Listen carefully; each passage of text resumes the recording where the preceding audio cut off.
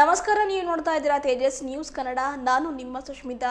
ಬೇದರ್ನ ಜಿಲ್ಲಾ ರಂಗಮಂದಿರದಲ್ಲಿ ಜಮಾತೆ ಇಸ್ಲಾಮಿ ಹಿಂದ್ ಸದ್ಭಾವನಾ ಮಂಚ್ ಹಾಗೂ ರಾಬ್ತಾಯಿ ಮಿಲ್ಲತ್ ವತಿಯಿಂದ ಈದ್ ಮಿಲನ್ ಸ್ನೇಹಕೂಟ ಹಾಗೂ ಗೌರವ ಡಾಕ್ಟರೇಟ್ ಪುರಸ್ಕೃತರ ಸನ್ಮಾನ ಸಮಾರಂಭ ಹಮ್ಮಿಕೊಳ್ಳಲಾಯಿತು. ಕುರಾನ್ ಗ್ರಂಥ ಪಠಿಸುವ ಮೂಲಕ ಕಾರ್ಯಕ್ರಮಕ್ಕೆ ಚಾಲನೆ ದೊರಕಿತು. ಕಾರ್ಯಕ್ರಮವನ್ನು ಉದ್ದೇಶಿಸಿ ಜಮಾತೆ ಇಸ್ಲಾಮಿ ಹಿಂದ್ ರಾಜ್ಯ ಕಾರ್ಯದರ್ಶಿಯಾಗಿರುವ ಅಕ್ಬರ್ ಅಲಿ ಅವರು ಮಾತನಾಡಿ, ಮನುಷ್ಯರು ಮಾದಕ ದ್ರವ್ಯ ಹಾಗೂ ಹಣದ ಮೂಲಕ ಶಾಂತಿ ಹುಡುಕುತ್ತಿದ್ದಾರೆ. ಸನ್ಯಾಸಿಯು ಶಾಂತಿಗಾಗಿ ಪರಿತಪಿಸುತ್ತಿದ್ದಾನೆ. ಆದರೆ ದೇವರ ಸ್ಮರಣೆಯಿಂದ ಮಾತ್ರ ಶಾಂತಿಯನ್ನು ಕಂಡುಕೊಳ್ಳಬಹುದಾಗಿದೆ ಎಂದರು. ಇಂದು ಪ್ರಾರ್ಥನಾ ಮಂದಿರಗಳಿಗಾಗಿ ಕಚ್ಚಾಟ ನಡೆದಿದೆ. ಧರ್ಮ ಇರುವುದು ಮನುಷ್ಯರ ಹೃದಯದಲ್ಲೇ ಹೊರತು ಮಂದಿರ, ಮಸೀದಿ ಹಾಗೂ ಚರ್ಚ್ಗಳಲ್ಲಿ ಅಲ್ಲ.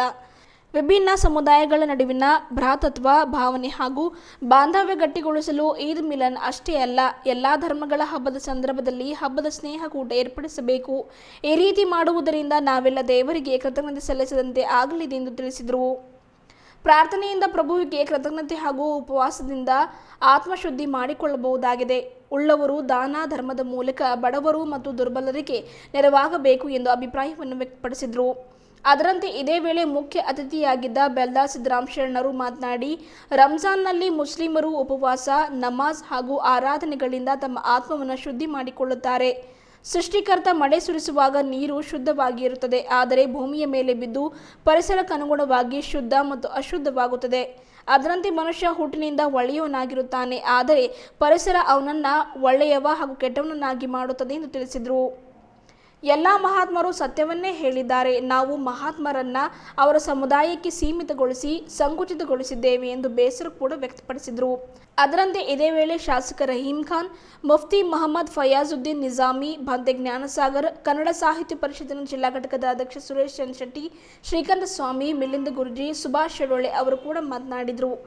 ಕಾರ್ಯಕ್ರಮದಲ್ಲಿ ಗುಲ್ಬರ್ಗಾ ವಿಶ್ವವಿದ್ಯಾಲಯ ವತಿಯಿಂದ ಗೌರವ ಡಾಕ್ಟರೇಟ್ ಪುರಸ್ಕೃತರಾಗಿರುವ ಬೆಲ್ದಾರ್ ಸಿದ್ದರಾಮ್ ಶರಣರು, ಗುರಮ್ಮ ಸಿದ್ದರೆಡ್ಡಿ ಹಾಗೂ ಮಾಲ್ವೀಯ ಕೇಂದ್ರೀಯ ಕ್ರಿಶ್ಚಿಯನ್ ವಿಶ್ವವಿದ್ಯಾಲಯ ವತಿಯಿಂದ ಗೌರವ ಡಾಕ್ಟರೇಟ್ ಪಡೆದ ಮೊಹಮ್ಮದ್ ಅಯಾಜ್ ಖಾನ್ ಅವರನ್ನು ಸನ್ಮಾನಿಸಿ ಗೌರವಿಸಲಾಯಿತು.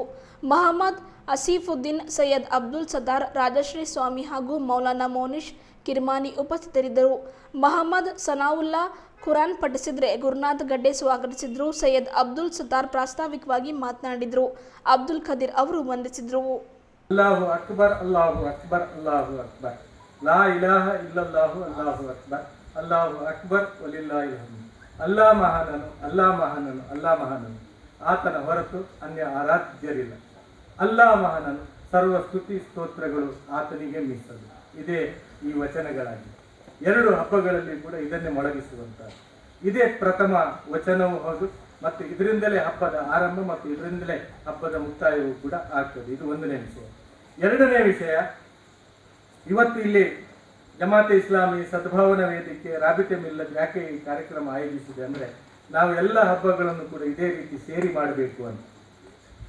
ಕೇವಲ ರಂಜಾನ್ ಹಬ್ಬ ಮಾತ್ರ ಅಲ್ಲ, ಇಫ್ತಾರ್ ಕೂಟ ಮಾತ್ರ ಅಲ್ಲ, ನಮ್ಮ ಎಲ್ಲ ಜಯಂತಿಗಳು ಹಬ್ಬಗಳು ನಾವೆಲ್ಲ ಹೀಗೆ ಕೂಡಿ ಮಾಡಬೇಕು. ಯಾಕೆ ಅಂತೇಳಿ ಕೇಳ್ಬೋದು. ಯಾಕಂದ್ರೆ ನಾನು ಬಾಲ್ಯದಲ್ಲಿರುವಾಗ ನಮ್ಮ ಹಿರಿಯರು ಹಬ್ಬಗಳನ್ನೆಲ್ಲ ಹಾಗೆ ಆಚರಿಸ್ತಾ ಇದ್ದರು. ಬೇರೆಯವರ ಮನೆಯಿಂದ ಹಬ್ಬ ಆದರೆ ಏನಾದರೂ ಬರ್ತದೆ ಅಂತ ನಾವೆಲ್ಲ ಕಾಯ್ತಾ ಕೂತ್ಕೊಳ್ತಿದ್ದೆವು. ಅದು ಯಾರದ್ದೇ ಹಬ್ಬ ಆಗಿರಲಿ, ಏನಾದರೂ ನಮಗೆ ತಿಂಡಿ ಬರ್ತದೆ ಅಂತ, ಏನಾದರೂ ಸ್ವೀಟ್ ಬರ್ತದೆ, ಪಾಯಸ ಬರ್ತದೆ, ಚಾಕ್ಲೇಟ್ ಬರ್ತದೆ, ಏನಾದರೂ ಕಡುಬು ಬರ್ತದೆ ಅಂತೇಳಿ ನಾವೆಲ್ಲರೂ ಕೂಡ ಕಾಯ್ತಾ ಇರುವವರು. ಆದರೆ ಇವತ್ತೇನಾಗಿದೆ ಅಂದರೆ, ಯಾರದ್ದಾದ್ರೂ ಹಬ್ಬ ಬಂದರೆ ಹಬ್ಬ ಯಾವಾಗ ಮುಗಿಯುತ್ತದೆ ಅಂತ ಹೇಳುವಂತಹ ಒಂದು ಆತಂಕದಲ್ಲಿ ನಾವೆಲ್ಲರೂ ಇದ್ದೇವೆ. ಪೊಲೀಸ್ ಇಲ್ಲದೆ ಯಾವುದೇ ಹಬ್ಬ ಆಚರಣೆ ಮಾಡಲಿಕ್ಕೆ ಸಾಧ್ಯ ಇಲ್ಲ ಹೇಳುವಂಥ ಪರಿಸ್ಥಿತಿಗೆ ನಮ್ಮ ಸಮಾಜವನ್ನು ನಾವು ಹಾಳು ಮಾಡಿಬಿಟ್ಟಿದ್ದೇವೆ. ಅದು ಯಾರು ಮಾಡಿದ್ದಾರೆ, ಯಾಕೆ ಮಾಡಿದ್ದಾರೆ ಅದೆಲ್ಲ ಬೇರೆ ವಿಷಯ. ಆದರೆ ನಾವು ಬುದ್ಧಿವಂತರು ಏನು ಮಾಡಬೇಕಂದ್ರೆ, ಇನ್ನು ಮುಂದೆ ಆದರೂ ಹಬ್ಬಗಳನ್ನು ಒಟ್ಟಾಗಿ ಆಚರಿಸುವಂತಹ ಒಂದು ಕಾರ್ಯಕ್ರಮಕ್ಕೆ ನಾವೆಲ್ಲರೂ ಕೂಡ ಅಣಿಯಾಗಬೇಕು. ಯಾಕಂದ್ರೆ ಯಾವ ದೇಶವನ್ನು ನಮ್ಮ ಹಿರಿಯರು ನಮಗೆ ಕೊಟ್ಟರೋ ಆ ಭಾರತವನ್ನು ನಾವು ನಮ್ಮ ಬರುವಂತಹ ಪೀಳಿಗೆಗೆ ವರ್ಗಾಯಿಸಬೇಕಾದ್ದು ನಂದು ನಿಮ್ದು ಎಲ್ಲರೂ ಕರ್ತವ್ಯ. ಅಂತಹ ಬರುವಂತಹ ಪೀಳಿಗೆಗೆ ಅಂತಹ ಒಂದು ಸುಂದರವಾದಂತಹ ಭಾರತವನ್ನು ವರ್ಗಾಯಿಸಲಿಕ್ಕೆ ನಮಗೂ ನಿಮ್ಗೆಲ್ರಿಗೂ ಸೇರಿ ಸಾಧ್ಯ ಆಗಬೇಕು. ಅದು ಬೀದರ್ನಿಂದ ಆರಂಭವಾಗಿದೆ. ಎರಡನೇ ವಿಷಯ, ಈದ್ ಅಂದ್ರೆ ಏನು ಅಂತ. ಈದ್ ಅಂದ್ರೆ ಅಲ್ಲಾಹನ ಪ್ರವಾದಿ ಹೇಳುತ್ತಾರೆ, ಅದು ಕೃತಜ್ಞತೆ ಅಂತ. ಈದಿನ ಪ್ರಥಮ ಕೆಲಸವೇ ನಮಾಜ್ ಮಾಡುವಂಥದ್ದು. 2 ಯೂನಿಟ್ 2 ರಕಾತ್ ನಮಾಜ್ ಮಾಡುವಂಥದ್ದು. ಈದ್ಗಾಗಳಿಗೆ ಹೋಗಿಯೂ ಮಾಡ್ಬೋದು ಅಥವಾ ಮಸೀದಿಗಳಲ್ಲಿ ಮಾಡ್ಬೋದು. ಪ್ರವಾದಿಗಳು ಹೇಳಿದ್ರು ಈ ದಿನ ದಿವಸ ನೀವು ಕೃತಜ್ಞತೆ ಅರ್ಪಿಸಬೇಕು. ಯಾಕೆ ಕೃತಜ್ಞತೆ ಅಂತ? ಕೃತಜ್ಞತೆ ಯಾಕೆ ಅಂತ ಹೇಳಿದ್ರೆ 1 ತಿಂಗಳ ಉಪವಾಸ ವ್ರತ ನೀವು ಆಚರಿಸಿದ್ದೀರಿ. ಆ ಉಪವಾಸ ವ್ರತ ಯಾಕೆ ಅಂತ ಹೇಳಿದ್ರೆ ಕುರಾನ್ ಹೇಳ್ತದೆ, ಅಧ್ಯಾಯ 2 ಸೂಕ್ತ 185ರಲ್ಲಿ, ಶಹರು ರಮಜಾನಲ್ಲದಿ ಉಂಜಿಲ ಫೀಹಿಲ್ ಕುರಾನ್ ಹುದಲ್ ಲಿನ್ನಾಸಿ ಬಯ್ಯಿನಾತಿ ಮಿನಲ್ ಹುದಾ ವಲ್ ಫುರ್ಕಾನ್ ಫಮನ್ ಶಹಿದ ಮಿನ್ಕುಂ ಅಶ್ಶಹರು ಫಲ್ಯಸುಮ್. ಮಾನವರಿಗೆ ಸಾಧ್ಯಂತ ಸನ್ಮಾರ್ಗ, ಮಾರ್ಗದರ್ಶಕ ಮತ್ತು ಸತ್ಯಾಸತ್ಯತೆಗಳಲ್ಲಿರುವ ಅಂತರವನ್ನು ಸುವ್ಯಕ್ತವಾಗಿ ತಿಳಿಸುವಂತಹ ಶಿಕ್ಷಣಗಳನ್ನೊಳಗೊಂಡ ಕುರ್ಆನ್ ಅವತೀರ್ಣಗೊಂಡ ತಿಂಗಳು ರಮಜಾನ್ ಆಗಿರುತ್ತದೆ. ಆದುದರಿಂದ ಯಾರಾದರೂ ಈ ಮಾಸವನ್ನು ಪಡೆದರೆ ಅವನು ಈ ಮಾಸದ ಪೂರ್ತಿ ಉಪವಾಸ ವ್ರತವನ್ನು ಆಚರಿಸಿದೆ ಅಂತ. ಅಂದ್ರೆ ಈ ಜಗತ್ತಿಗೆ ಒಂದು ಗ್ರಂಥ ಬಂದಿದೆ, ಅದು ಮೊದಲೇ ಬಂದಂತಹ ಗ್ರಂಥ ಅಲ್ಲ. ಅದಕ್ಕೆ ಮೊದಲು ಕೂಡ ಲಕ್ಷಾಂತರ ಪ್ರವಾದಿಗಳು ಈ ಜಗತ್ತಿಗೆ ಬಂದಿದ್ದಾರೆ, ಲಕ್ಷಾಂತರ ಗ್ರಂಥಗಳು ಈ ಜಗತ್ತಿಗೆ ಬಂದಿದೆ. ಕೊನೆಯ ಗ್ರಂಥವಾಗಿ ನಾನು ಕುರಾನನ್ನು ಕಳಿಸ್ತಾ ಇದ್ದೇನೆ, ಅದು ಇಡೀ ಮಾನವ ಕುಲಕ್ಕೆ ಆಗಿದೆ ಅಂತ. ಅದು ಕೇವಲ ಮುಸ್ಲಿಮರ ಸ್ವತ್ತಲ್ಲ, ಮುಸ್ಲಿಮರು ಅದನ್ನು ತಮ್ಮ ಸ್ವತ್ತಿನಂತೆ ರಕ್ಷಣೆ ಮಾಡಿ ಇಟ್ಕೊಂಡಿದ್ದಾರೆ ಅಷ್ಟೇ ಬಿಟ್ರೆ ಕುರಾನ್ ಇಡೀ ಮಾನವ ಕುಲಕ್ಕೆ ಬಂದಂತಹ ಗ್ರಂಥ. ಕುರಾನಿನ ಬಗ್ಗೆ ಅಲ್ಲಾಹನು ಹೇಳುವಂಥದ್ದು ಇಡೀ ಮಾನವರಿಗಾಗಿ ನಾನು ಕಳಿಸಿದ್ದೇನೆ ಅಂತ. ಮತ್ತು ಯಾರಿಗೆ ಆ ಗ್ರಂಥವನ್ನು ಆ ಅಲ್ಲಾಹನು ಕೊಟ್ಟನೋ ಆ ಪ್ರವಾದಿಯ ಬಗ್ಗೆ ಅಲ್ಲಾಹನು ಹೇಳುವಂಥದ್ದು ಅವರು ರಹಮತುಲ್ಲಿಲ್ ಆಲಮೀನ್ ಅಂತ. ಇಡೀ ಜಗತ್ತಿನ ಮನುಷ್ಯರಿಗೆ ಅವರನ್ನು ಅನುಗ್ರಹ ಮಾಡಿ ನಾನು ಕಳುಹಿಸಿದ್ದೇನೆ ಅಂತ. ಅಂದ್ರೆ ಪ್ರವಾದಿಗಳು ಕೂಡ ಇಡೀ ಮಾನವ ಕುಲಕ್ಕೆ ಬಂದವರು, ಅದೇ ರೀತಿಯಲ್ಲಿ ಗ್ರಂಥವು ಕೂಡ ಎಲ್ಲ ಮಾನವ ಕುಲಕ್ಕೆ ಬಂದಂತಹ ಗ್ರಂಥ. ಆ ಗ್ರಂಥ ಬಂದಿದೆ ಹೇಳುವಂತಹ ಕಾರಣಕ್ಕೆ ನೀವು 1 ತಿಂಗಳ ಉಪವಾಸ ವ್ರತವನ್ನು ಆಚರಿಸಬೇಕಂತೇಳಿ ಹೇಳಲಾಯಿತು. ಅದರ ಸೆಲೆಬ್ರೇಟ್ ಆಗಿ ನೀವು ಏನು ಮಾಡಬೇಕು, 1 ತಿಂಗಳ ನಂತರ ನೀವು ಒಂದು ಕೃತಜ್ಞತಾ ರೂಪದಲ್ಲಿ ನಿಮಗೆ ಗ್ರಂಥ ಕೊಡಲಾಯಿತು, 1 ತಿಂಗಳ ಉಪವಾಸ ವ್ರತವನ್ನು ಆಚರಿಸಲಿಕ್ಕೆ ಹೇಳಲಾಯಿತು, 1 ತಿಂಗಳ ಉಪವಾಸ ಆಚರಿಸುವಂತಹ ಶಕ್ತಿಯನ್ನು, ಸ್ಥೈರ್ಯವನ್ನು ನಿಮಗೆ ನೀಡಲಾಯಿತು, ನಿಮಗೆ ಒಂದು ರೀತಿಯಿಂದ ಒಳಗಡೆ ಶುಚಿಗೊಳಿಸಲಾಯಿತು, ನಿಮ್ಮ ಹೃದಯದ ಶುಚೀಕರಣ ಆಯಿತು. ಇದಕ್ಕಾಗಿ ನೀವು ಕೃತಜ್ಞತೆಯನ್ನು ಸಲ್ಲಿಸಬೇಕು ಅಂತೇಳಿ ಹೇಳಲಾಯಿತು. ಇದು 1ನೇ ಕೆಲಸ ಹಬ್ಬದ ದಿವಸ. 2ನೇ ಕೆಲಸ ಏನು ಅಂತ ಹೇಳಿದ್ರೆ, ಈದ್ ಹೇಳಿದ್ರೆ ಪ್ರವಾದಿಗಳು ಹೇಳಿದ್ರು ಅದು ಫಲಗಳಿಕೆಯ ದಿವಸ ಅಂತ. ಫಲಗಳಿಕೆಯ ದಿವಸ ಹೇಗೆ ಅಂತ ಹೇಳಿದ್ರೆ ಇದ್ದವರು ಇಲ್ಲದವರಿಗೆ ಕೊಡಬೇಕು ಅಂತ ಹೇಳಿ ಇಸ್ಲಾಂ ಆದೇಶಿಸ್ತದೆ. ಯಾರ ಬಳಿ ಸಂಪತ್ತಿದೆಯೋ ಆ ಸಂಪತ್ತು ನಿನ್ನ ಮಾತ್ರ ಹಕ್ಕಲ್ಲ, ಅದರಲ್ಲಿ ಬಡವರ ಹಕ್ಕಿದೆ, ನಿರ್ಗತಿಕರ ಹಕ್ಕಿದೆ, ಇಲ್ಲಿಯ ಅನಾಥರ ಹಕ್ಕಿದೆ, ಇಲ್ಲಿಯ ಮಹಿಳೆಯರ ಹಕ್ಕಿದೆ, ಇಲ್ಲಿಯ ಅಬಲೆಯರ ಹಕ್ಕಿದೆ, ಇಲ್ಲಿಯ ದಾರಿ ಹೋಕರ ಹಕ್ಕಿದೆ, ಇಲ್ಲಿಯ ಸ್ಲಮ್ ನಿವಾಸಿಗಳ ಹಕ್ಕಿದೆ, ಇಲ್ಲಿಯ ಫುಟ್ಪಾತ್ ಮೇಲೆ ಜೀವಿಸುವವರ ಹಕ್ಕಿದೆ ಅಂತೇಳಿ ಇಸ್ಲಾಂ ಹೇಳ್ತದೆ. ನಿನ್ನ ಸಂಪತ್ತಿನಲ್ಲಿ ಇಲ್ಲಿ ಎಲ್ಲರ ಹಕ್ಕಿದೆ. ಆ ಹಕ್ಕನ್ನು ನೀನು ಸಂದಾಯ ಮಾಡಬೇಕು. ಅದು ಯಾವ ರೀತಿಯ ಸಂದಾಯ ಮಾಡಬೇಕು ಅಂತ ಹೇಳಿದ್ರೆ ಜಕಾತ್ ಹೇಳುವಂತಹ ಒಂದು ಕಡ್ಡಾಯ ದಾನವನ್ನು ನಿರ್ಬಂಧಗೊಳಿಸಲಾಯಿತು. 2.5% ನೀನು ಜಕಾತನ್ನು ನಿರ್ಬಂಧವಾಗಿ ಕೊಡಬೇಕು. 2.5% ಹೇಗಂತ ಹೇಳಿದ್ರೆ ಅದು ಕೇವಲ ಕರೆನ್ಸಿಯ ಮೇಲೆ ಮಾತ್ರ ಅಲ್ಲ. ಯಾರ ಹತ್ರ 40,000 ಇದೆ ಅವ 1,000 ತೆಗೆದು ಕೊಡ್ಬೇಕು. ಯಾರ ಬಳಿ 40 ಪವನ್ ಚಿನ್ನ ಇದೆ ಅವಳು 1 ಪವನ್ ಚಿನ್ನ ತೆಗೆದು ಕೊಡ್ಬೇಕು. ಯಾರ ಹತ್ರ ದನ, ಕರು, ಎಮ್ಮೆ, ಹಸುಗಳಿವೆಯೋ ಆ ಹಸುವಿನ ಜಕಾತ್ ಇದೆ. ಅದೇ ರೀತಿಯಲ್ಲಿ ದವಸ ಧಾನ್ಯಗಳ ಜಕಾತ್ ಇದೆ. ಅದೇ ರೀತಿಯಲ್ಲಿ ಖನಿಜ ಸಂಪತ್ತುಗಳ ಜಕಾತ್ ಇದೆ. ಪೆಟ್ರೋಲ್ ಡೀಸೆಲ್ಗಳ ಜಕಾತ್ ಇದೆ. ಯಾವುದೆಲ್ಲ ಉತ್ಪತ್ತಿ ಈ ಭೂಮಿಯಲ್ಲಿ ಅವನಿಗೆ ಸಿಗ್ತದೋ ಆ ಎಲ್ಲ ಉತ್ಪತ್ತಿಗಳ ಮೇಲೆ ಜಕಾತ್ ಇದೆ. ಅದರಲ್ಲಿ 2.5% ನೀವು ಪಾವತಿಸಬೇಕಂತ ಹೇಳಲಾಯಿತು. ಅಷ್ಟು ಮಾತ್ರ ಅಲ್ಲ, ಆಮೇಲೆ ಜಕಾತಿನ ಹತ್ರ ಮತ್ತೆ ಕುರಾನ್ ಹೇಳ್ತದೆ ನೀವು ಇನ್ಫಾಕ್ ಮಾಡಿ, ನೀವು ಸದಕಾ ಮಾಡಿ, ನೀವು ಖೈರಾತ್ ಮಾಡಿ, ನೀವು ಉಸಿರು ಕೊಡಿ, ನೀವು ಕರ್ಜೆ ಹಸನ ಕೊಡಿ ಅಂತ. ಕರ್ಜೆ ಹಸನ ಅಂದ್ರೆ ಅಲ್ಲಾಹನಿಗೆ ನೀವು ಸಾಲ ಕೊಡಿ ಅಂತೇಳಿ ಕುರಾನ್ ಹೇಳ್ತದೆ. ನೋಡಿ, ನಮ್ಮಲ್ಲಿ ಎಲ್ಲಿಯಾದ್ರೂ ಮಸೀದಿಗೆ ಹೋಗುವಾಗ 1 ಪ್ಯಾಕೆಟ್ ಊದುಬತ್ತಿ ಆಗಲಿ, ಒಂದು ಕ್ಯಾಂಡಲ್ ಆಗಲಿ, ಒಂದು ತುಂಡು ಹೂವಿನ ತುಂಡಾಗಲಿ, ಹಣ್ಣುಕಾಯಿ ಆಗಲಿ ಏನ್ ತೆಗೆದುಕೊಂಡು ಹೋಗುವಂಥದ್ದಿಲ್ಲ. ದೇವರಿಗಂತೇಳಿ ಇಸ್ಲಾಮಿನಲ್ಲಿ 1 ರೂಪಾಯಿ ಕೊಡುವುದಿಲ್ಲ. ದೇವರಿಗಂತೇಳಿ ಕೊಡುವಂಥದ್ದು ಇಸ್ಲಾಮಿನಲ್ಲಿ 1 ರೂಪಾಯಿ ಕೂಡ ಇಲ್ಲ. ಆದ್ರೆ ಅಲ್ಲಾಹನು ಹೇಳ್ತಾನೆ ನೀವು ಖರ್ಜೆ ಹಸನ ಕೊಡಿ, ನೀವು ನನಗೆ ಸಾಲ ಕೊಡಿ ಅಂತ. ಯಾರಿಗೆ? ಬಡವರಿಗೆ ಕೊಡಿ ಅಂತ, ಇಲ್ಲದವರಿಗೆ ಕೊಡಿ ಅಂತ. ಇಸ್ಲಾಂ ಹೇಳುವಂಥದ್ದು ಇನ್ನೊಂದು ಉದಾತ್ತವಾದಂತಹ ಮೌಲ್ಯ ಏನು ಅಂದ್ರೆ ನಿನ್ನ ಹತ್ರ ಸಂಪತ್ತಿದ್ರೆ ಅದರ ಮಾಲೀಕ ನೀನು ಅಲ್ಲ ಅಂತ. ಯಾರ ಬಳಿಯಾದ್ರೂ ಸಂಪತ್ತಿದ್ರೆ ಅದರ ಮಾಲೀಕರು ನಾವು ಅಂತ ಇಸ್ಲಾಂ ಹೇಳ್ತದೆ. ಯಾವ ರೀತಿ ನಿನ್ನನ್ನು ಸೃಷ್ಟಿ ಮಾಡಿದವನ ಮಾಲೀಕ ಅವನು ಅಲ್ಲನೋ, ನೀನು ಈ ಸೃಷ್ಟಿಯ ಮೂಲಕ ನಾನು ಮಾಡಿದಂತ ಸೃಷ್ಟಿಯ ಕಾರಣದಿಂದಾಗಿ ನೀನು ಸಂಪತ್ತೆ ಏನು ನಿನಗೆ ಬಂಡವಾಳ ಬಂದಿದೆ, ಆ ಬಂಡವಾಳದ ಮಾಲೀಕ ನೀನಲ್ಲ, ಬಂಡವಾಳದ ಮಾಲೀಕ ನಾನು ಅಂತ ಅಲ್ಲ ಅಂತ ಹೇಳ್ತಾನೆ. ನೀನು ಒಂದು ಕಸ್ಟಡಿಯನ್ನು ಮಾತ್ರ ಆಗಿ, ನಾನು ಇಲ್ಲಿ ಎಲ್ರಿಗೂ ಕೂಡ ಕೊಡುವುದಿಲ್ಲ, ನಾನು ಕೆಲವರಿಗೆ ಕೊಡುವುದು. ಆ ಕೊಡುವುದು ಕೂಡ ಪರೀಕ್ಷಿಸ್ಲಿಕ್ಕಾಗಿ ಅಂತ, ಕೊಡದೆ ಇರುವುದು ಕೂಡ ಪರೀಕ್ಷಿಸಲಿಕ್ಕಾಗಿ ಅಂತ.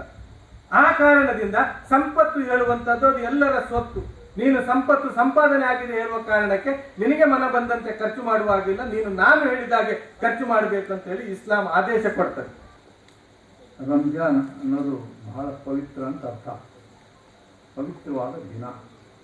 ದಿನ ಯಾಕೆ ಪವಿತ್ರ ಅಂದರೆ ಅದು ನಮ್ಮ ಮನಸ್ಸು ಪವಿತ್ರ ಮಾಡ್ತದೆ, ನಮ್ಮ ಚರಿತ್ರೆ ಪವಿತ್ರ ಮಾಡ್ತದೆ, ನಮ್ಮ ಮಾತು ಚರಿತ್ರೆ ಪವಿತ್ರ ಮಾಡ್ತದೆ. ಆ ದೃಷ್ಟಿಯಿಂದ ರಂಜಾನ್ ಬಹಳ ಪವಿತ್ರವಾದಂಥ ಒಂದು ದಿನ. ನಮ್ಮ ಶ್ರೀಕಾಂತ್ ಸ್ವಾಮಿ ನನಗಿಂತ ಮೊದಲ ಭಾಳ ಚೆನ್ನಾಗಿ ತಾವು ಬಸವಣ್ಣವರು ಮತ್ತು ಮೊಹಮ್ಮದ್ ಪೈಗಂಬರ್ ಸಮನ್ವಯತೆಯನ್ನು ಕೊಟ್ಟಾರ. ಅದು ನಾನು ಪುನಃ ಹೇಳಲಿಕ್ಕೆ ಹೋಗೋದಿಲ್ಲ. ನಮ್ಮದು ಅನೇಕ ಸವಾಲುಗಳದಾವ. ಈಗ ನಮ್ಮ ದೇಶದಲ್ಲಿ ಧರ್ಮದಲ್ಲಿ ದಂಗಲ್ ನಡೀತಾ ಇದೆ. ಧರ್ಮ ದಂಗಲ್ ಅಂತ ಈಗ ಅನೇಕ ಸುದ್ದಿವಾಹಿನಿಯಲ್ಲಿ ಹೇಳ್ತಾರೆ. ನಮ್ಮ ವೇದಿಕೆ ಮೇಲಿರುವಂಥ ಎಲ್ಲರೂ ಹೆಸರು ತಗೊಳಕ್ಕಾಗಲ್ಲ. ಉದ್ದದ್ದು ಭಾಳ 6 ನಿಮಿಷದಲ್ಲಿ ಏನು ಹೇಳಲಿಕ್ಕಾಗಲ್ಲ. ನಮ್ಮ ದರ್ಬಾರ್ ಸಿಂಗ್ ದೇವರು, ಡಾಕ್ಟರ್ ಖದೀರ್ ಸಾಹೇಬರು, ನಮ್ಮ ಶಾಸಕರು ರಹೀಮ್ ಖಾನ್ ಅವರು ಸೇರಿ ಎಲ್ಲರೂ ಗೌರವ ಸಮರ್ಪಿಸ್ತೀನಿ. ನಾವು ಇವತ್ತು ಒಂದು ಅನೇಕ ಮಹಾತ್ಮರು ಜಗತ್ತಿನ ಹುಟ್ಟಿದ್ದಾರೆ, ಹೋಗ್ಯಾರ. ಎಲ್ಲ ಮಹಾತ್ಮರ ಸಂದೇಶ ಇರೋದು ಒಂದೇ: ಎಲ್ಲರೂ ಪ್ರೀತಿಯಿಂದ ಇರ್ರಿ, ಕೂಡಿಕೊಂಡಿರ್ರಿ, ಹಂಚಿಕೊಂಡು ತಿನ್ರಿ, ಪ್ರಾಮಾಣಿಕವಾಗಿ ಬದುಕಿರಿ ಅನ್ನೋದು ಅವ್ರ ಸಂದೇಶ. ನಾನೊಂದು ಉದಾಹರಣೆ ಹೇಳ್ತೀನಿ. ಯಾವಾಗ ಮಳೆ ನೀರು ಪಾನಿ कैसा था, पानी बहुत स्वच्छ आता, पवित्र पानी पड़ता बारिश में, लेकिन वो ಪರಿಸರ ಏನಂತೀವಿ ನೀವು, ಪರಿಸರದಲ್ಲಿ ಯಾವ ಪರಿಸರದಲ್ಲಿ ಹೆಂಗೆ ಬೀಳ್ತದ ಆ ನೀರು ಆಗ ಗೊತ್ತಾಗ್ತದೆ. ನದಿ, ಬಾವಿ ಅಥವಾ ಚರಂಡಿ, ತಿಪ್ಪೆಗುಂಡಿ ಅಲ್ಲಿ ಬಿದ್ದ ನೀರು ಹೊಲಸಾಗ್ತದೆ. ಬಾವಿಯಲ್ಲಿ ಬಿದ್ದ ನೀರು, ಕೆರೆಯಲ್ಲಿ ಬಿದ್ದಂಥ ನೀರು, ನದಿಯಲ್ಲಿ ಬಿದ್ದಂಥ ನೀರು ಪವಿತ್ರ ಆಗ್ತದೆ ಅಲ್ಲಿ ಬಿದ್ದಂಥವು. ಹಾಗೆ ಮಹಾಗುರು ಬಸವೇಶ್ವರ ಆಗಲಿ, ಭಗವಾನ ಬುದ್ಧ ಆಗಲಿ, ಆಮೇಲೆ ಮೊಹಮ್ಮದ್ ಪೈಗಂಬರ್ಜಿ ಆಗಲಿ, ಗುರು ನಾನಕ್ ದೇವರಾಗಲಿ ನಮಗೆಲ್ಲ ಏನು ಕೊಟ್ಟಾರಂದರೆ ಪವಿತ್ರವಾಗಿ ನಾವೆಲ್ಲ ಕೂಡ್ಕೊಂಡು ಬದುಕಬೇಕು. ಮನುಷ್ಯರು ಬೇರೆ ಅಲ್ಲ, ನಾವು ಕೂಡಿ ಬದುಕಬೇಕು. ಒಂದೇ ಇದ್ದೇವೆ ಮನುಷ್ಯರು ಒಂದೇ. ನೋಡಿ, ನೀವು ಅನೇಕ ತಪ್ಪಿಗೆ ಹಾಕಿ ನಾವು ಮುಡಾಸಿ ಹಾಕೊಂಡು ಕುಂತೀವಿ. ಇವೆರಡು ತೆಗಿರಿ ನೋಡೋಣ ಏನು ಕಾಣ್ತದೆ. ತೆಗೆದ್ರು ಒಂದೇ ಅಲ್ರಿ, ಬೇರೆ ಇಲ್ಲ. ಮಹಾತ್ಮರು ಒಂದೇ ಆಗಿ ಬದುಕಿರಿ ಅಂತ ಹೇಳ್ತಾರೆ. ನಾವೇನು ಮಾಡಿವಿ, ಆ ಮಹಾತ್ಮರ ಉಪದೇಶಗಳನ್ನು ಸರಿಯಾಗಿ ಪಾಲನೆ ಮಾಡದೆ, ಆಚರಣೆ ಮಾಡಿದ್ರೆ ನಮ್ಮದೇ ಆದ ಚೌಕಟ್ಟು ಹಾಕೊಂಡು ಕುಂತೀವಿ. ಇದೇ ತಪ್ಪಾಗಿದೆ. ಮಹಾತ್ಮರು ಯಾರು ತಪ್ಪು ಹೇಳಿಲ್ಲ. ಮಹಾಪುರುಷರ ಸಂದೇಶವನ್ನು ನಾವು ತಪ್ಪಾಗಿ ಅರ್ಥ ಮಾಡ್ಕೊಂಡಿದ್ದೀವಿ, ಅದನ್ನು ಸಂಕುಚಿತ ಮಾಡ್ಕೊಂಡಿದ್ದೀವಿ. ಛೋಟಾಕಿಯ ಉಣ್ಕೋ ನಾವು ಮಾಡೋ ಅವಮಾನ. ಆದ್ದರಿಂದ ನಮ್ಮ ಮುಂದಿರುವಂಥ ಸವಾಲುಗಳು ನೋಡಿ. ರಂಜಾನ್ ಅಂತ ಅವೆಲ್ಲ ಏನು ಮಾಡಿರಪ್ಪ, ನಮಾಜ್ ಮಾಡ್ತೀವಿ, ಪವಿತ್ರವಾದ ನಮಾಜ್. ಇಸ್ಲಾಂದಲ್ಲಿ ನಮಾಜ್ ಭಾಳ ಮಹತ್ವ ಇದೆ. ಇಸ್ಲಾಂ ಅಂದರೆ ಒಂದು ಪವಿತ್ರವಾದಂಥ ಒಂದು ಏನಂತಾರೆ ಇಸ್ಲಾಂನ ಅರ್ಥ, ಸರೆಂಡರ್ ಆಗೋದು, ಸಬ್ಮಿಷನ್. ಅಲ್ಲಾಹ್ ಯಾವ ಪರಮಾತ್ಮ ಅದನ್ನೋ ಒಂದು ಹಲವಾರು ನಾಮಗಳದಾವೆ. ಯಾರು ಹೆಂಗೋ ಮಂದಿ ಕರೆದ ನಾವು ಪರಸ್ಪರ ವಸ್ತು, ಪರಶಿವ, ಮಹಾಲಿಂಗ ಅಂತ ಕರಿತೀವಿ. ಅಲ್ಲಾಹು ಅಕ್ಬರ್ ಅವನೇ ಅದ ಎಲ್ಲ. ಲಾ ಇಲಾಹ ಇಲ್ಲಾಹ ಅಂತ ಮಾತಾಡ್ತಾರೆ. ಅವನು ಪವಿತ್ರವಾದಂಥ ಒಂದು, ಅವನಿಗೆ ನಮಾಜ್ ಮಾಡಬೇಕು, ಸಮರ್ಪಣೆ ಆಗಬೇಕು, ಅದರಲ್ಲಿ ಶಾಂತಿ ಪಡಿಬೇಕು. ಇದು ಅದರ ಅರ್ಥ. ನಾವು ಯಾರು ಹಿಂದೂಗಳು, ಮುಸ್ಲಿಮರು, ಅವರು ಇವರು ಪ್ರಶ್ನೆ ಇಲ್ಲ. ಎಲ್ಲರೂ ಕೂಡಿ ಬದುಕಿ ಒಂದು ಕುಟುಂಬನ ಬದುಕೋಣ ಅಂತ ಇದು ಬಸವ ಸಂದೇಶ. ಅದೇ ರೀತಿ ಪೈಗಂಬರ ಸಂದೇಶ ಇದೆ. ನಾವು ಯಾವುದೇ ಒಂದು ಶಬ್ದಕ್ಕೆ ಅಪೇದ ಮಾಡದೇ ಕೂಡಿ ಬದುಕಲು ಕಲಿಬೇಕು. ಅದು ಹೆಚ್ಚಾಗಿ ಇವತ್ತು ದೇಶದಾಗ ಉತ್ತರ ಭಾರತಕ್ಕೆ ನೋಡಿದ್ರೆ ಅದು ದಕ್ಷಿಣ ಕರ್ನಾಟಕದಾಗ ಕೂಡ ಹಂಗ ಶುರುವಾಗೈತಿ. ಬರೀ ಧರ್ಮದ ಹೆಸರು ಮೇಲೆ ದೇಶ ಅಸೂಯ ಕಾಡ್ತಕ್ಕಂಥದ್ದು. ಯಾರು ದೇಶ ಕಾಡ್ತಾರೆ ಅವರು ಒಳ್ಳೆ ಮನುಷ್ಯರು ಅಲ್ಲ, ಅವ್ರಿಗೆ ಧರ್ಮನೂ ಇಲ್ಲ, ಅವ್ರಿಗೆ ಮಾನವೀಯತೆಯೂ ಇಲ್ಲ. ಆದ್ದರಿಂದ ನಮ್ಮ ಬೀದರ್ ನಾಡು ಬಸವಣ್ಣವ್ರ ನಾಡಿದೆ. ಇಲ್ಲೆಲ್ಲ ಹೇಗಿದೆ ನಮ್ಮದು ಬದುಕು. ನಮ್ಮ ಖದೀರ್ ಸಾಹೇಬರು, ತಾವೆಲ್ಲ ಇಸ್ಲಾಂ ಧರ್ಮಾನುಯಾಯಿಗಳು, ನಮ್ಮ ಬಸವ ಜಯಂತಿ ದಿವಸ ತಾವೆಲ್ಲರೂ ಭಾಗಿಯಾಗಿ ಎಲ್ಲರಿಗೆ ಹಂಚಿಕೊಳ್ತಿರುವಂಥ ಪ್ರಸಾದ ಹೇಳಿದೆ. ನಾನು ಭಾಳ ಹೆಮ್ಮೆ ಇದೆ. ನಾವು ಇದರ ದೇಶಕ್ಕೆ ಮಾರ್ಗದರ್ಶನ ಮಾಡಬೇಕು. ನಾವು ಒಂದು ಆದರ್ಶ ಆಗಬೇಕು. ಬೀದರ್ದ ಹೇಗಿದೆ ಅಂತ ಕೂಡಿ ಇರ್ತಾರಂತೆ ಹಿಂದೂಗಳು, ಮುಸ್ಲಿಮರು, ಲಿಂಗಾಯತರು, ದಲಿತರು, ಅವರು ಇವರು. ಅಲ್ಲಿ ಬಸವನಾಡು ಹೀಗಿದೆ ಅಂತ ನಾವು ತೋರಿಸಿಕೊಟ್ರಿ. ನನಗೆ ಭಾಳ ಹೆಮ್ಮೆ ಇದೆ. ಆ ಒಂದು ದೃಷ್ಟಿಯಿಂದ ಮುಂದೆ ಕೂಡ ನೀವು ಮುಂದೆ ಮಾಡಿದಾಗ ನಾವು ಬರಬೇಕು, ನಮ್ಮದು ಬಂದಾಗ ನೀವು. ನಮ್ಮದು ಪ್ರಶ್ನೆ ಇದೆ. ನಾವೆಲ್ಲರೂ ಕೂಡಿ ಮಹಾತ್ಮರ ಸಂದೇಶವನ್ನು ಜೀವನದಲ್ಲಿ ಅಳವಡಿಸ್ಕೊಂಡು ಕೂಡಿ ಬದುಕೋಣ, ಪ್ರೀತಿಯಿಂದ ಬದುಕೋಣ. ನಿಮ್ಮ ಹಿತ ನಾವು ಬಯಸಬೇಕು, ನಮ್ಮ ಹಿತ ನೀವು ಬಯಸಬೇಕು, ಒಬ್ಬರ ಹಿತ ಒಬ್ಬರು ಬಯಸಬೇಕು. ಅದಕ್ಕೆ ಈ ರಂಜಾನ್ ಪವಿತ್ರವಾದ ದಿನ ಅಂತ ಸಂಕಲ್ಪ ನಾವು ಮಾಡೋಣ. ಇದು ಯಶಸ್ವಿ ಆಗಲಿ. ದೇಶದ ಅಖಂಡತೆ ಬಗ್ಗೆ ಮತ್ತು ದೇಶದ ಏಕತಾ ಬಗ್ಗೆ, ದೇಶದ ಭಕ್ತಿ ನೀವು ಕೂಡಿ ಎಲ್ಲರೂ ಮಾಡಬೇಕು. ದೇಶದ ಕೆಲಸ ಯಾರು ಮಾಡಬಾರ್ದು ಅನ್ನುವಂಥದ್ದು ಇಸ್ಲಾಂದಲ್ಲಿ ಕೂಡ ಇದೆ, ಆಮೇಲೆ ನಮ್ಮ ಶರಣರಲ್ಲಿ ಇದೆ, ಎಲ್ಲರ ಆಸೆ ಅದೇ ಇದೆ. ಕೂಡಿ ಬದುಕೋಣ, ಕೂಡಿ ಬದುಕುತ್ತೆ ನಾವು ನೀವು ಹೆಚ್ಚು ಇರೋಣ ಅನ್ನುವಂಥ ಮಾತನ್ನು ಹೇಳ್ತಾ, जिस तरह से ये रख के मैसेज देते हैं, सच में हकीकत में इस्लाम भी यही है। लोगों को इसकी मालूमात कम रहने की वजह से कुछ लोग इस्लाम के बारे में, मुसलमानों के बारे में थोड़ा सा गलत राय रख सकते होंगे, लेकिन जो भी इस्लाम को और मुसलमानों को नज़दीक से देखता है या उनके साथ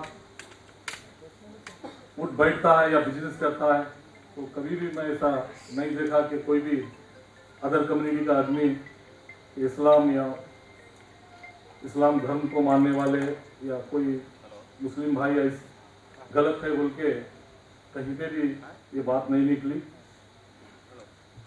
लेकिन कुछ चीज़ें हैं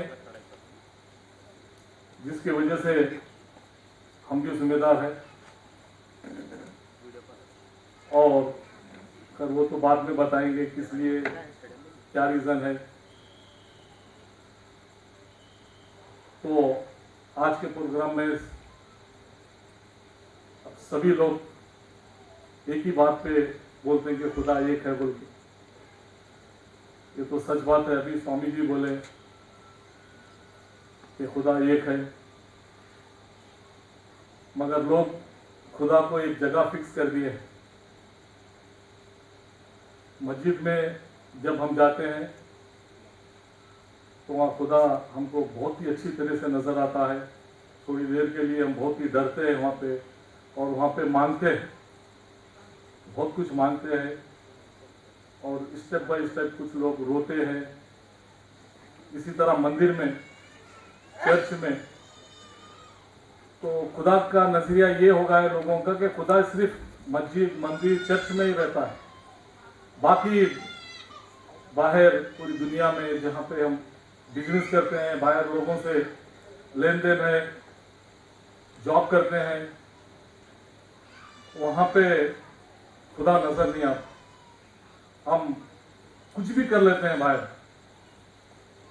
क्योंकि वहाँ पे खुदा नहीं रहने की वजह से ही यही सोच, अगर जब भी खुदा का किसी को थोड़ा सा भी डर है तो वहाँ पे किसी से भेदभाव नहीं होता, लड़ाई झगड़ा नहीं होता, कास्टिज्म नहीं होता।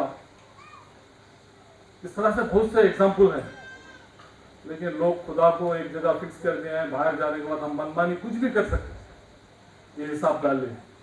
उसी की वजह से ये थोड़े से इश्यूज, प्रॉब्लम्स हो रहे हैं।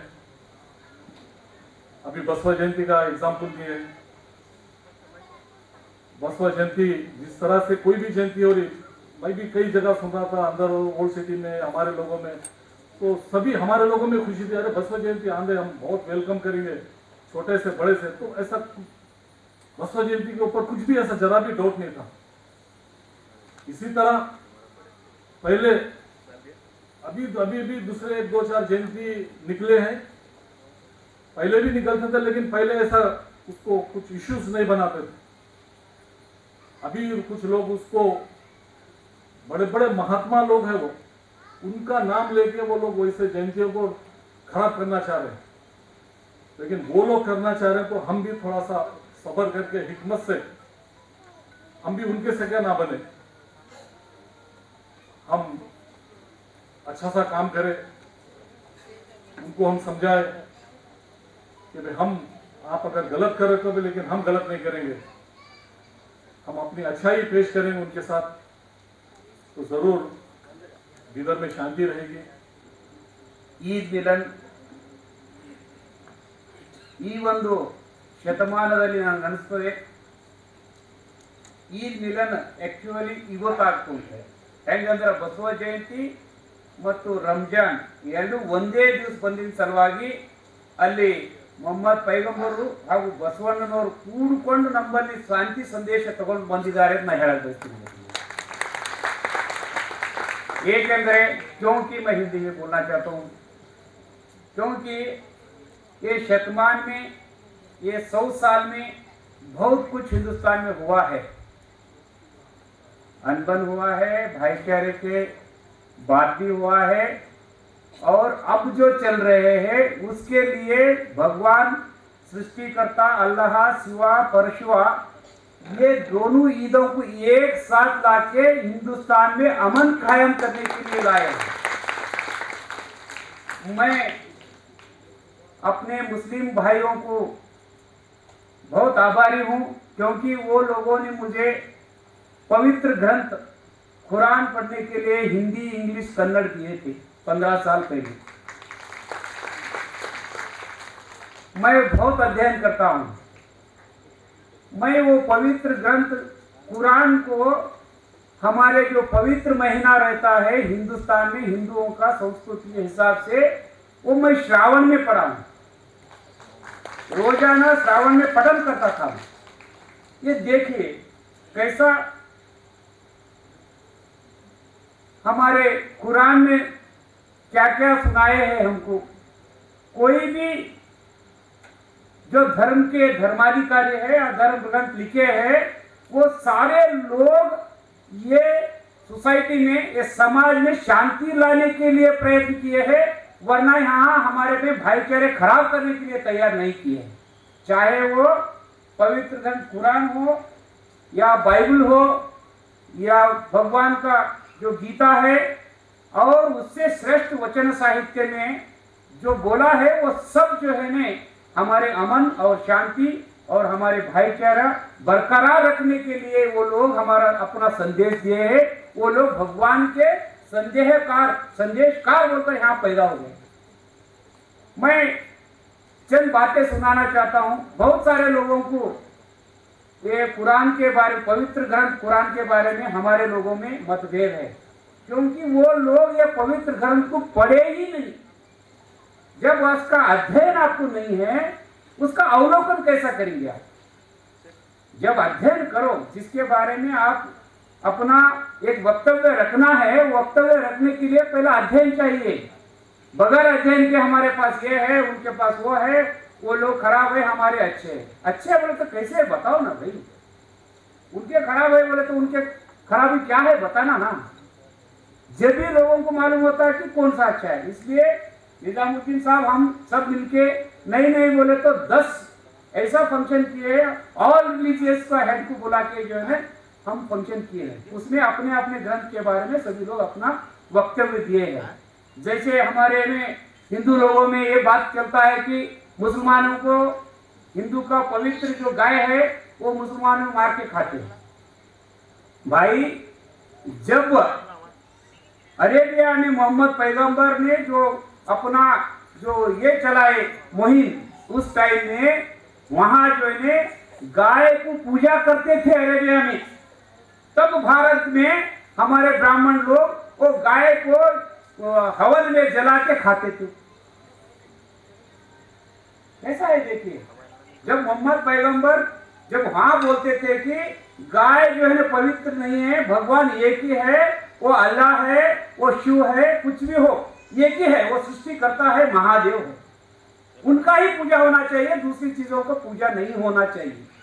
जब उन्होंने लड़ाई चल रहे थे हमारे हिंदुस्तान में, गाय को होम हवन में डाल के उसके ऊपर घी डाल के खाते थे। जब वो लोग गाय का पूजा छोड़ के सिर्फ अल्लाह का प्रार्थना करना चालू किए, तब हमारे लोग गाय को पूजा चालू करें। इसमें कौन सा ये बात है? सभी लोग मानते हैं कि भगवान एक है, फिर ये जानवर कैसा पवित्र होता और दूसरा महात्मा जैसा भगवान बनता? कभी कभी मोहम्मद पैगंबर अपना पूजा के लिए नहीं बोले, उन्होंने अल्लाह का पूजा करने के लिए सभी को जो है संदेश दिए। ಬೀದರ್ ಜಿಲ್ಲೆಯ ನಮ್ಮೆಲ್ಲ ಸಹೋದರಿಗೆ ತಾಯಿ ಸ್ವರೂಪರಾಗಿರುವಂತ ಡಾಕ್ಟರ್ ಗುರಮ್ಮ ಸಿದ್ದಾರೆಡ್ಡಿ ಅವರು ಇಡೀ ತನ್ನ ಬದುಕನ್ನೇ ಸಮಾಜ ಸೇವೆಗೋಸ್ಕರ ಮುಡುಪಾಗಿಟ್ಟುವಂತ ಅಂತ ತಾಯಿಯವರಿಗೂ ಗೌರವ ಡಾಕ್ಟರ್ಗೆ ಭಾಜನ. ಹೀಗಾಗಿ ತಮ್ಮೆಲ್ಲರ ಪರವಾಗಿ ಅವರಿಗೂ ಸಹ ಈ ಸಂದರ್ಭದಲ್ಲಿ ಹಾರ್ದಿಕವಾದ ಅಭಿನಂದನೆಗಳನ್ನ ಈ ಸಂದರ್ಭದಲ್ಲಿ ಸಲ್ಲಿಸುತ್ತೆ. ಅನೇಕ ಹಿರಿಯರು ಮಾತಾಡ್ತಾರೆ ಮತ್ತು ಅವರು ಮಾತಾಡೋರಾಗಿದ್ದಾರೆ. ನಾನು ಬಹಳ ಮಾತಾಡಲಾರ್ದೇನೆ ಬಸವಣ್ಣವರು ಒಂದು ಸಾಲ ಒಂದು ಪದಗಳನ್ನ ಬಳಸ್ತಾರೆ, ದಯವಿಲ್ಲದ ಧರ್ಮದಾವುದಯ್ಯ ಅಂತ. ದಯವೇ ಇರಬೇಕು ಸಕಲ ಪ್ರಾಣಿಗಳೆಲ್ಲರಲ್ಲಿ ಅಂತ. ಇದು ಒಂದು ಪದ ಸಾಕು. ಈ ಜಗತ್ತಿನ ಯಾವುದು ಧರ್ಮ ಹೇಳಿದೆ ಹೇಳ್ರಿ? ನೀನು ಸುಳ್ಳು ಹೇಳು, ನೀನು ಕೊಲೆ ಮಾಡು, ನೀನು ಇನ್ನೊಬ್ಬರಿಗೆ ಮೋಸ ಮಾಡೋಕೆ ಯಾವ್ದಾರ ಒಂದು ಧರ್ಮ ಹೇಳಿದ್ದೆ ನಾನು. ಎಲ್ಲ ಧರ್ಮದ ತಿರುಳು ಒಂದೇ ಆಗಿದೆ, ಆದ್ರೆ ನಾವು ಅದನ್ನ ಬೇರೆ ಬೇರೆ ಮಾಡ್ಕೊಂಡಿದ್ದೀವಿ. ಆ ದೇವರು ಏನು ಬೇರೆ ಮಾಡಲಿಲ್ಲ. ಇವತ್ತು ನಮ್ಮೆಲ್ಲರಿಗೂ ಒಬ್ಬನೇ ಚಂದ್ರ ಇದ್ದಾನೆ, ಒಬ್ಬನೇ ಸೂರ್ಯ ಇದ್ದಾನೆ, ಒಂದೇ ಬೆಳಕಿದೆ, ಒಂದೇ ಗಾಳಿ, ಒಂದೇ ನೀರನ್ನು ಸೇವಿಸ್ತಾ ಇದ್ದೀವಿ. ಮತ್ತೆ ಈ ಜಗತ್ತಿನ ಹುಟ್ಟುವಂತ ಪ್ರತಿಯೊಬ್ಬ ವ್ಯಕ್ತಿ ಯಾರು ಒಂದು ಅರ್ಜಿಯನ್ನು ಹಾಕಿ ನಾವು ಯಾರು ಹುಟ್ಟಲಿಲ್ಲ ಇವತ್ತಿಗೂ. ನಾನು ಇಂಥ ಧರ್ಮದಲ್ಲೇ ಹುಟ್ಟಬೇಕು, ಇಂಥವ್ರ ಮನೆಯಲ್ಲೇ ಹುಟ್ಟಬೇಕು, ಇಂಥ ಊರಲ್ಲೇ ಹುಟ್ಟಬೇಕು, ನಾವು ಯಾರು ಅರ್ಜಿ ಹಾಕಿ ಹುಟ್ಟಿದವರಿದ್ದೇವ? ಬಂಧುಗಳೇ, ಇವು ಜಾತಿ ಧರ್ಮ ಇವೆಲ್ಲ ನಾವೇ ನಿರ್ಮಾಣ ಮಾಡ್ಕೊಂಡಿದ್ದೇವೆ ಹೊರತಾಗಿ ಇದು ದೇವರು ನಿರ್ಮಾಣ ಮಾಡಿದಂತ ಅಲ್ವೇ ಅಲ್ಲ ಅಂತಕ್ಕಂಥ ಒಂದು ವಾಸ್ತವ ಸತ್ಯವನ್ನ ನಾವೆಲ್ಲರೂ ಸಹ ಅರ್ಥ ಮಾಡ್ಕೊಳ್ಬೇಕಾಗಿದೆ. ಬಂಧುಗಳೇ, ಇಡೀ ಜಗತ್ತಿನಲ್ಲಿ ಶ್ರೇಷ್ಠವಾದ ಸಂಸ್ಕೃತಿ ಉಳ್ಳಂತ ದೇಶ ಯಾವುದಾರಿದೆ ಅದು ಭಾರತ. ಇಲ್ಲಿ ಅನೇಕ ಜಾತಿಗಳಿವೆ, ಅನೇಕ ಧರ್ಮಗಳಿವೆ. ಒಂದೊಂದು ರಾಜ್ಯ, ಒಂದೊಂದು ಜಿಲ್ಲೆಗೆ ನಾವು ಹೋದರೆ ಒಂದೊಂದು ವಿಭಿನ್ನವಾದ ಸಂಸ್ಕೃತಿಯನ್ನು ನಾವು ನೋಡ್ತಾ ಇದ್ದೀವಿ. ವಿವಿಧತೆಯಲ್ಲಿ ಏಕತೆಯನ್ನು ಎಲ್ಲರ ಕಾಣ್ತೀವಿ ಅನ್ನೋದು ಕೇವಲ ಭಾರತದಲ್ಲಿ ಅಂತ ನಮ್ಗೆ ಗೊತ್ತಿದೆ. ಯಾಕೆ ಭಾರತದ ಬಗ್ಗೆ ಮಾತಾಡ್ತೀನಿ ಅಂದ್ರೆ ನಮಗೆ ಬೀದರ್ ಬಗ್ಗೆ ಹೇಳಬೇಕಾಗಿದೆ. ಯಾವ 900 ವರ್ಷಗಳ ಹಿಂದೆ ಯಾವ ಬಸವಣ್ಣನವರು ಯಾವ ಅನುಭವ ಮಂಟಪದ ಒಂದು ಕಲ್ಪನೆ ಇಟ್ಟು ಎಲ್ಲರಿಗೂ ಒಂದು ಕಡೆ ಕೂಡಿಸಿದ್ರಲ್ಲ, ನಿಜವಾಗ್ಲೂ ಈ ವೇದಿಕೆ ನೋಡಿದ್ರೆ ಆ ಅನುಭವ ಮಂಟಪ ಇರೋದು ನಮ್ಗೆ ನೆನಪಾಗುತ್ತೆ. ಇಲ್ಲಿ ಯಾವ ಧರ್ಮ ಯಾವ ಜಾತಿ ಹೇಳ್ರಿ, ನಾವೆಲ್ಲರೂ ಒಂದೇ ಇದ್ದೀವಿ ಅಂತ ನಮಗೆ ಅನಿಸ್ತಾ ಇಲ್ಲ. ನಮ್ಮೆಲ್ಲರ ಮೈಯಲ್ಲಿ ಒಂದೇ ರಕ್ತ ಹರಿಯುವಾಗ ಮತ್ತೆ ಯಾವ ಜಾತಿ ಇಲ್ಲಿ ಬರುತ್ತೆ ಹೇಳ್ರಿ ನಾವು. ಆದ್ರೆ ಕೆಲವೊಬ್ಬರಿಗೆ ಅದು ಬೇಕಾಗಿದೆ, ಕೆಲವೊಬ್ಬರ ಕೆಲಸನೇ ಅದೇ ಇದೆ. ದಿನನಿತ್ಯ ಬಂದಾಗ ಬೇರೆ ಬೇರೆ ಅವರು ಎಲ್ಲ ಧರ್ಮಗಳಲ್ಲೂ ಇದ್ದಾರೆ, ಯಾವಾಗೂ ಜಾತಿ ವೈಷಮ್ಯಗಳನ್ನು ಬಿಡ್ತಾರೆ, ಧರ್ಮಗಳ ಮಧ್ಯೆ ಈ ಗುದ್ದಾಟಗಳನ್ನ ಆರಂಭ ಮಾಡ್ತಾರೆ. ಅವರಿಗೆ ಯಾವುದೇ ಧರ್ಮ ಜಾತಿ ಇಲ್ಲ, ಅವ್ರದೇ ಆದಂತ ಒಂದು ಜಾತಿನ ಅವ್ರು ಎಲ್ಲರಲ್ಲೂ ಇದ್ದಾರೆ. ಯಾವುದೋ ಒಬ್ಬ ವ್ಯಕ್ತಿನ ಇಟ್ಕೊಂಡು ಒಂದು ಧರ್ಮವನ್ನ, ಒಂದು ಸಮಾಜವನ್ನ ನಾವು ಅದ್ರ ಬಗ್ಗೆ ಮಾತಾಡೋದು ಇವತ್ತು ತಪ್ಪಾಗುತ್ತೆ. ಬಂಧುಗಳೇ, ಅಂತ ಬೀದರ್ ನಮ್ದಾಗಿದೆ. ನಾನು ಬೀದರ್ನ ಹೇಗೆ ಒಂದು ಪುಟ್ಟ ಭಾರತನ ಅಂತ ನಾವು ಅರ್ಥ ಮಾಡ್ಕೊಳ್ಬಹುದು. ನಮ್ಮ ಬೀದರ್ನಲ್ಲಿ ಕಾಶ್ಮೀರ ಇದೆ. ಯಾಕಂದ್ರೆ ನಮ್ಮ ಬೀದರ್ ಎಷ್ಟು ಮಟ್ಟಿಗೆ ಒಂದು ಶ್ರೇಷ್ಠತೆ ಇದೆ ಅಂದ್ರೆ ಇಡೀ ಜಗತ್ತಿಗೆ ವಚನಗಳ ಮೂಲಕ ಸಂದೇಶ ಕೊಟ್ಟಂತ ನಾಡು ನಮ್ಮ ಬೀದರ್ ಇದೆ. 15ನೇ ಶತಮಾನದಲ್ಲಿ ಶೈಕ್ಷಣಿಕವಾಗಿ ಒಬ್ಬ ದೊಡ್ಡ ಕ್ರಾಂತಿ ಮಾಡಿದ ಮೊಹಮ್ಮದ್ ಗವಾನ್ ನಿಲ್ಲಿಸಿದ ಬೀಡು ನಮ್ದಾಗಿದೆ. ಅದೇ ರೀತಿ ಗುರುನಾನಕರಿದ್ದಾರೆ. ಈ ತರ ಹಲವಾರು ಪುಣ್ಯ ಪುರುಷರ ನೆಲ ಅದು ನಮ್ಮ ಬೀದರ್ ಆಗಿದೆ. ಅದಕ್ಕೆ ನಮ್ಮ ಬೀದರ್ ಹೇಗಿದೆ, ಇದೊಂದು ಸಣ್ಣ ಪುಟ್ಟ ಭಾರತ ಇದ್ದಂಗೆ. ನಮ್ಮ ಬೀದರ್ನಲ್ಲಿ ನಾವು ಕಾಶ್ಮೀರನ ಕಾಣ್ತೀವಿ, ನಮ್ಮ ಬೀದರ್ನಲ್ಲಿ ನಾವು ಪಂಜಾಬನ್ನ ಕಾಣ್ತೀವಿ, ನಮ್ಮ ಬೀದರ್ನಲ್ಲಿ ಮಹಾರಾಷ್ಟ್ರ ಕಾಣ್ತೀವಿ, ತೆಲಂಗಾಣ ಕಾಣ್ತೀವಿ. ಅಂದ್ರೆ ಯಾವ ಭಾರತ ದೇಶದಲ್ಲಿ ಎಲ್ಲ ಭಾಷಿಕರು, ಎಲ್ಲ ಜಾತಿ, ಎಲ್ಲ ಧರ್ಮದವರು ಹೆಂಗದರೋ ಅದೇ ಜಾತಿ ಧರ್ಮದವರು, ಅದೇ ಭಾಷಿಕರು ನಮ್ಮ ಬೀದರ್ನಲ್ಲಿ ಇದ್ದಾರೆ. ಹೀಗಾಗಿ ನಮ್ಮ ಬೀದರ್ ನಾನು ಒಂದು ಪುಟ್ಟ ಭಾರತ ಅಂತ ಈ ಸಂದರ್ಭದಲ್ಲಿ ನಾನು ಕರೆಯಕ್ಕೆ ಇಷ್ಟಪಡ್ತೀನಿ. ಎಂದಾದರೂ ಡಾಕ್ಟರ್ ಅಬ್ದುಲ್ ಖದೀರ್ ಸರ್ ಅವರು ಇಷ್ಟೊಂದು ಶೈನ್ ದೊಡ್ಡ ಶಿಕ್ಷಣ ಸಂಸ್ಥೆನ ಹುಟ್ಟಾಕಿದ ನಂತರ ಅಲ್ಲಿ ಬೇರೆ ಧರ್ಮದವರಿಗೆ ಪ್ರವೇಶ ಇಲ್ಲ ಅಂತ ಬರೀ ಇಸ್ಲಾಂ ಬಂಧುಗಳಿಗೆ ಮಾತ್ರ ಅಲ್ಲಿ ಪ್ರವೇಶ ಕೊಟ್ಟಿದ್ದಾರೋ. ನಮ್ಮ ಜನಪ್ರಿಯ ಶಾಸಕ ರಹೀಂ ಖಾನ್ ಸರ್ ನೋಡ್ತಾ ಇದ್ದೀವಿ ನಾವು. ಬರೀ ಒಂದು ಜನಾಂಗದ ಓಟ್ಗಳನ್ನ ತಗೊಂಡು MLA ಆಗ್ಲಿಕ್ಕೆ ಸಾಧ್ಯ ಇದೆನೋ? ನಾವೆಲ್ಲರೂ ಒಂದೇ ಬಂಧುಗಳೇ. ನಮಗೆ ಯಾರಿಗೂ ಈ ಧರ್ಮದ, ಈ ಜಾತಿಯ ವೈಷಮ್ಯ ನಮ್ಗೆ ಯಾರಿಗೂ ಬೇಕಾಗಿಲ್ಲ. ಕೆಲವೊಬ್ರು ಆ ಪುಂಡ್ರಿಗೆ ಬೇಕಾಗಿದೆ, ಅದಕ್ಕೆ ಬಿಟ್ಟರೆ ಕೆಲವರು ಈ ರಾಜಕೀಯ ವ್ಯಕ್ತಿಗಳಿಗೆ ಸ್ವಲ್ಪ ಬೇಕಾಗಿದೆ. ಅವರು ತನ್ನ ಬೆಳೆಯನ್ನ ಬೆಳೆಸೋ ಸಲುವಾಗಿ ಅಲ್ಲಲ್ಲಿ ಸ್ವಲ್ಪ ತಿಕ್ಕಾಟಗಳನ್ನ ಅಲ್ಲಲ್ಲಿ ಹಾಕ್ತಾರೆ ಹೊರತಾಗಿ ನಮ್ಮಲ್ಲಿ ಎಂದು ಈ ಭಾಷಾ ವೈರತ್ವ ಆಗಲಿ, ಜಾತಿ ಧರ್ಮದ ವೈಷಮ್ಯಗಳಾಗಲಿ ನಮ್ಮಲ್ಲಿ ಭಾರತದಲ್ಲಿ ಬರಲೇ ಇಲ್ಲ, ಅದು ಬರಲೂಬಾರದು. ये वोटर्स तक, ये नीचे वाले नागरिक तक नहीं आया है और सच्चा इतिहास आज तक हमारे देश में दबा के रखा गया है. अगर छत्रपति शिवाजी महाराज का इतिहास देखें तो छत्रपति शिवाजी महाराज को मुसलमानों के खिलाफ बताया जाता है, जबकि छत्रपति शिवाजी महाराज का स्वराज्य महाराष्ट्र में निर्माण हो रहा था.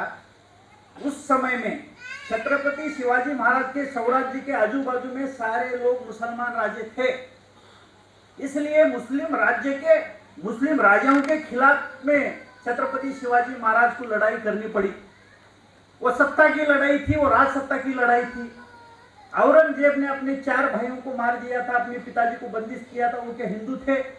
वो एक सत्ता की लड़ाई थी, वो सारी सत्ता की लड़ाई थी. उसके साथ साथ छत्रपति शिवाजी महाराज के साथ बलिदान देने वाले, योगदान देने वाले मुस्लिम बांधव बहुत सारे थे. यह सच्चा इतिहास आप तक नहीं आया है. छत्रपति शिवाजी महाराज के साथ रहने वाले 21 बॉडीगार्ड थे, उसमें 10 बॉडीगार्ड मुस्लिम समाज के थे. छत्रपति शिवाजी महाराज का आज जो हम चित्र देखते हैं, छत्रपति शिवाजी महाराज ऐसे थे बोल के, तो मीर मोहम्मद नाम का एक चित्रकार छत्रपति शिवाजी महाराज का अकेला एक ही फोटो निकाले सो है. और उस जमाने के 450 साल पहले एक ही फोटो थी. आज वो एक ही फोटो के ऊपर कॉपी किए गए हैं. मगर छत्रपति शिवाजी महाराज, मराठा समाज इस दुनिया को कैसे थे, कैसा पता चला? तो एक मुसलमान ने उसका चित्र निकाला. छत्रपति शिवाजी महाराज का जो घोड़दल था, उसका सिद्धि हिलाल नाम का प्रमुख था. आरमार जो नेवी थी, छत्रपति शिवाजी महाराज नेवी के जनक है. जो नेवी सेना थी पानी में लड़ने वाली, वो सेना के प्रमुख आरमार के प्रमुख, वो भी एक मुसलमान थे। छत्रपति शिवाजी महाराज के साथ आगरा को गए। औरंगजेब ने वहां पे जब बंदी किया उनको, छत्रपति शिवाजी महाराज को आगरा में जब बंदी किए, तब स्वराज्य साम्राज्य सब खत्म होने को आया था, क्योंकि यह वारसदार संभाजी महाराज भी उतने बड़े नहीं थे, छोटे थे। तो आधे में स्वराज्य समाप्त होता था, इनका साम्राज्य समाप्त होता था। जान की बजाय जान की बाजी लगाए एक मुसलमान व्यक्ति मदारी मेहतर करके, छत्रपति शिवाजी महाराज का वेश धारण करके वहां पे शिवाजी महाराज है बोल के ऐसा उन्नीस हो गया। उसको मालूम था मैं पकड़ा जाऊंगा तो मुझे मारेंगे ये लोग, औरंगजेब मुझे छोड़ेगा नहीं, उसको मालूम था। तभी वो शिवाजी महाराज के भेष में वहां रहा। जब शिवाजी महाराज आगरा से छूट के महाराष्ट्र को आए, यह सच्चा इतिहास है। छत्रपति शिवाजी महाराज ने रायगढ़ की बहुत बड़ी राजधानी बनाई। उस राजधानी के ऊपर हिंदू सैनिकों के लिए जगदीश्वर का मंदिर बनाया गया। जब छत्रपति शिवाजी महाराज वो रायगढ़ की राजधानी का बांधकाम देखने आए, छत्रपति शिवाजी महाराज देखे, उसके बाद में पूछे, क्या मेरे सैनिक में हमारे सैनिकों में 30% 30% मुस्लिम समाज के सैनिक है, तो इनको नमाज अदा करने को जगह नहीं है, नमाज के लिए आपने मस्जिद नहीं बनवाई। तो छत्रपति शिवाजी महाराज को पूछे, बोलो राजे साहब कहाँ पे मस्जिद बनाना है? तो छत्रपति शिवाजी महाराज आपके राजवाड़े के, अपने राजवाड़े के फ्रंट की जगह देकर वहां पे मस्जिद बनाए छत्रपति शिवाजी महाराज। ये इतिहास हमको मालूम नहीं। जब अफजल खान के साथ प्रतापगढ़ को जब लड़ाई हो गई, अफजल खान मारा गया, तब छत्रपति शिवाजी महाराज ने माता जिजाऊ को आके बोला। तो बोलने के बाद माता बोली शिवाजी महाराज की, जब तक अफजल खान जिंदा था तब तक उनका और हमारा वैर है। अफजल खान खत्म हो गया, हमारा वैर खत्म हो गया। तो अफजल खान की समाधि बनाने वाले खुद छत्रपति शिवाजी महाराज थे, और उनका राज जब तक वहां था तब तक दीवा बत्ती की सोए आपके राज खजाने से जाती थी। यह सच्चा इतिहास है। और छत्रपति शिवाजी महाराज के 6 गुरु थे। 6 गुरु में सूफी संत के बाबा याकूब और मौनी बाबा, ये 2 मुस्लिम समाज के गुरु थे। इस देश में सब शांति चाहते हैं। शांति के लिए क्रांति जरूरी है, क्रांति के लिए जागृति जरूरी है। और जागृति कहां से आती है? तो जागृति ऐसे प्रबोधन से, ऐसे कार्यक्रम से जागृति आती है। क्या कहिए? देखो भाई, दुनिया में ज्यादा कौन सी भी बात ज्यादा होती है ना, वो आधा होती है। ज्यादाती मत करो। जैसे कि हम ज्यादा बोलना सीख लेते हैं तो अमल कम हो जाता है। हम ज्यादा भोजन करते हैं तो बीमार पड़ते हैं। ज्यादा भूखे रहते हैं तो भी बीमार पड़ते हैं। हम ज्यादा खाना भी नहीं चाहिए, ज्यादा भूखा रहना भी नहीं चाहिए। हम जितना लगता है समयानुसार भोजन करना चाहिए। वैसे ये धन दौलत है, ये दौलत की भी लालच है, इंसान को ज्यादा नहीं होना चाहिए। क्योंकि दुनिया में जितनी भी गुनहगारी बढ़ रही है, वो ज्यादा धनवान तो कर रहे हैं मस्ती से, नहीं तो फिर मजबूर लोग ज्यादा गरीब लोगों को गुनह कर रहे हैं। तो ये गुनहगारी रोकने के लिए हमें कौन सा भी काम ज्यादा नहीं करना चाहिए, ऐसे हजरत पैगंबर साहब का कहना था। तो अभी हमें अपने नियत को साफ करके अपने जिंदगी में आगे बढ़ना है। कुछ दिनों पहले पाक ये नबी का क्या वो रमजान ईद हो गई। रमजान में सभी लोग आप रोजा रखते थे। मैं जाते जाते एक बात बता रहा हूँ, क्योंकि इस समय बहुत लोगों ने बहुत अच्छी अच्छी बातें की।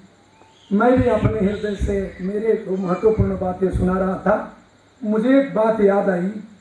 मैं पिछले रमजान के महीने में मेरे बेटी को मिलने के लिए पूना गया था, दापोडी में पूना।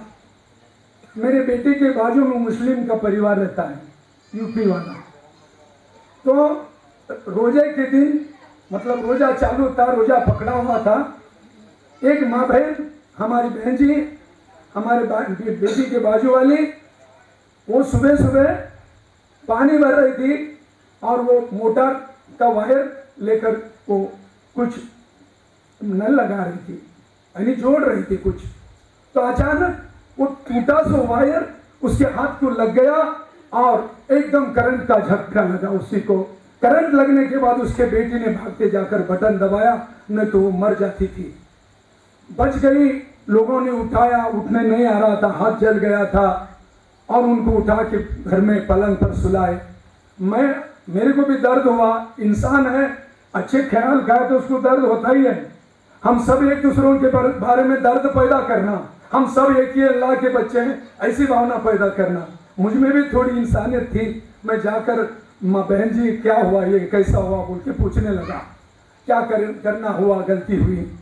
तो मैंने कहा फिर चलो दवाखाने में जाएंगे। उनके मर्द को कहने लगा, अरे क्यों बैठे भाई, हाथ जल गया, चलो दवाखाने को।